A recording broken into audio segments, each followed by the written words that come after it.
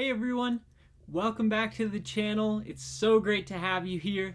I'm here with another week of talking some awesome things about music and how do we develop as musicians. So today I thought I'd change up the way I do these sorts of educational videos, and so I'm going to start a little series. It's going to be a few weeks long, maybe every other video. I'm going to change it up a little bit, but this series is going to be called Why Should I?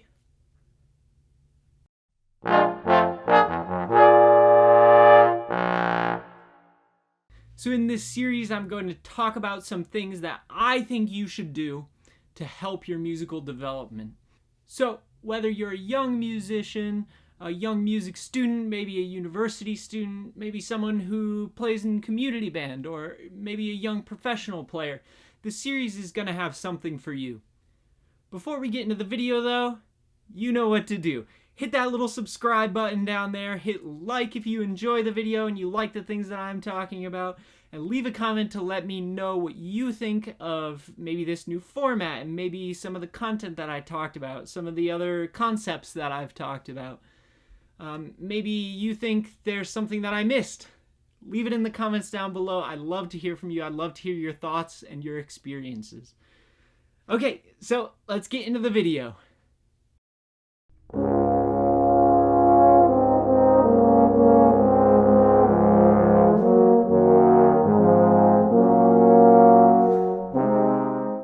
So you may be sitting there asking yourself, whether you're a young player or a music student or someone who just plays for fun, why should I play chamber music? Well, let me tell you. One of the best things any person can ever do for their development as a musician is to play chamber music. Whether it's string quartet, brass quintet, woodwind quintet, tuba euphonium quartet, trombone quartet, piano quintet, all these groups, all these chamber ensembles will help you to develop so many skills that you need to be a successful musician and a good human being. So during my time in university, I was lucky enough to play a ton of chamber music throughout my studies and all sorts of different things, right? In my freshman year, I played with a trombone quartet called the Testosterbones. An awesome quartet. If any of you guys are watching, hey, I miss you. I also played low brass quartets with tuba and 3 trombones. We played excerpts and we played other quartets and stuff like that. I played rhombus quartet, which was my graduate level trombone quartet. Again, if any of you guys are watching, hey, I miss you all. I miss playing with you so much. I've played brass quintets, I've played trios, I've played septets, I've played so much chamber music, and it all taught me so many great skills as a musician. So one of the unique things about playing in chamber music is that obviously there's no conductor, right? The members of the group need to learn to play together, rehearse together, and to treat each other well so that they can accomplish whatever goal they're after. I say this all the time, but chamber music taught me how to speak with other musicians. You know, this is a life skill, right? How to speak to people in a way that's appropriate and allows them to understand you clearly and allows them to feel that they are being understood as well, right? So for example, no one responds well when they're being told, hey, you play that A flat way out of tune. Just play it more in tune, right? Yeah, I feel great even saying that. There's other ways to go about saying things like this and about rehearsing the group, right? You might say, hey guys, I feel a little bit wonky on that chord. You think we could just isolate that one chord and play that one chord and really tune it up, you know? Right, then no one is attacked. You're coming at a place from, hey, I feel a little bit wonky. Let's work together and let's play this note in tune. So again, there are great ways to speak to each other about rehearsing and about maybe interpretation that help everyone to learn and grow rather than attacking one person. Hey, you played that out of tune, right? Let's all work together. Let's make this cohesive unit a little bit better. So in a great chamber ensemble, or at least a very serious one, you form a wonderful connection with each other about how you speak to each other, obviously, but how you play together. Great chamber ensembles can play with tempo, meter, key changes easily. through a lot of different techniques, right? Obviously rehearsing together, but also connecting with each other via eye contact and with movement. You can do these sorts of things all as a cohesive unit. So another thing that chamber music has taught me is the power of movement and of contact, right? So I'm about to play this phrase with the French horn player. What am I going to do? I'm going to look at the French horn player and play, right? So I always do this with my young students, so I want you to try and go along with me. I'm just going to clap, and what I want you to do is try and clap with me, okay? So here's example 1. Did you get it? Okay, how about this?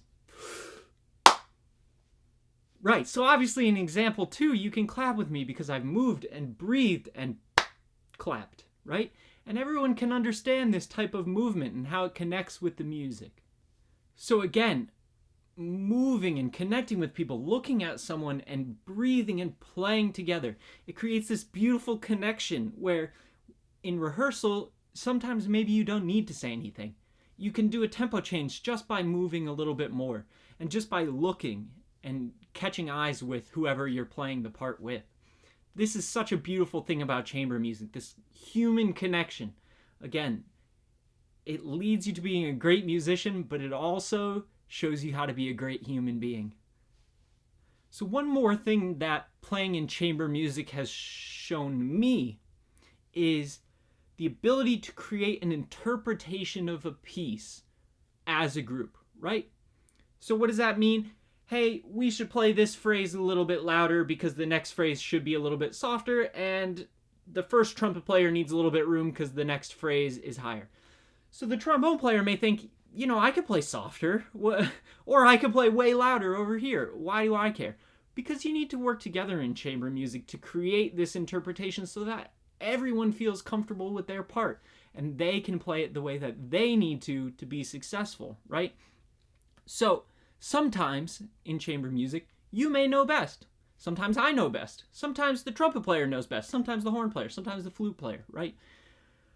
Being flexible with your interpretation and coming together and speaking and moving and connecting, you can create a group interpretation of what a piece should really sound like and the flow of the piece and different articulations and things like this. That's one of the most beautiful things about chamber music. Again, growing as a human being, right?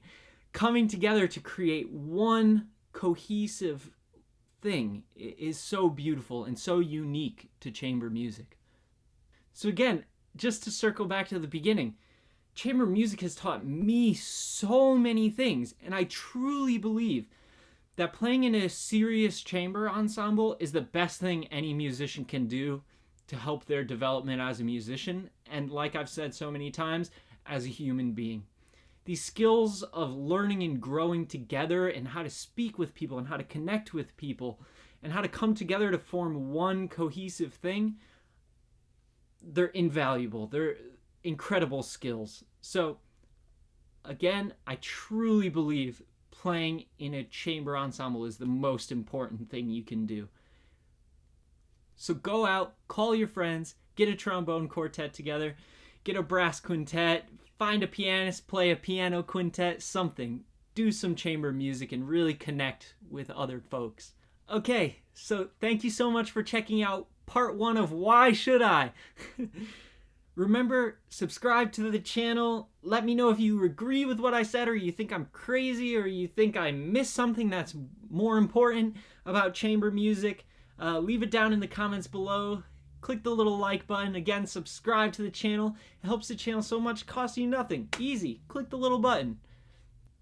Okay, so I'll see you next week. I've been typing up this awesome cover that I'm really excited to share with you. So we'll see you next week for that video. Okay, bye.